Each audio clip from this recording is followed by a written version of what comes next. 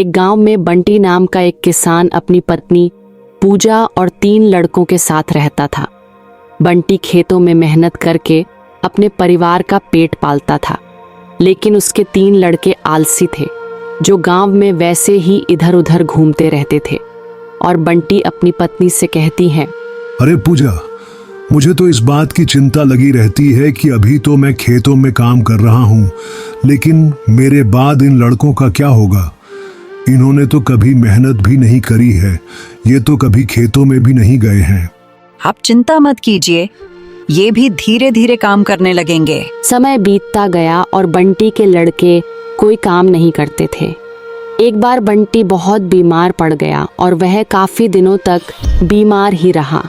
और वह अपने पत्नी से कहा, अरे पूजा, जरा तीनों लड़कों को बुलाकर ले आओ, मुझे उनसे कुछ जरूरी बात करनी है। जी, अभी बुलाकर लाती हूँ। तभी पूजा अपने बेटों को बुलाने जाती है।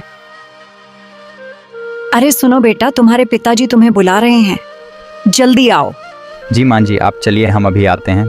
फिर वह तीनों लड़के अपने पिताजी के पास जाते हैं और पूछते हैं, जी पिताजी, आपने हमें बुलाया, बोलिए क्या बात है।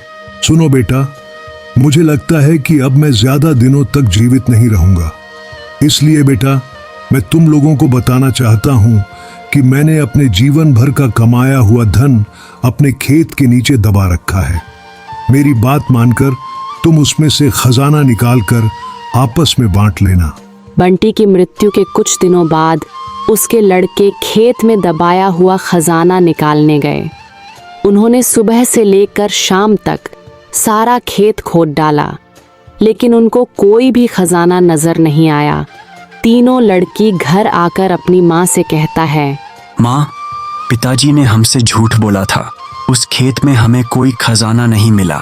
तुम्हारे पिताजी ने जीवन में यही घर और खेत ही कमाया है, लेकिन अब तुमने खेत खोद ही दिया है तो उसमें बीज भी बो दो।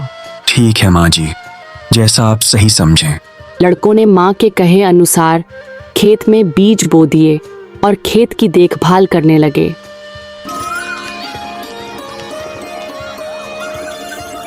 कुछ समय बाद उनके खेत में बहुत अच्छी फसल तैयार हुई। फिर वे उस फसल को काटकर बाजार बेचने गए। फसल बेचकर उन्हें बहुत अच्छा मुनाफा हुआ, जिसे लेकर वे अपनी माँ के पास पहुंचे। ये लो माँ, ये पैसा हमने फसल बेचकर कमाया है।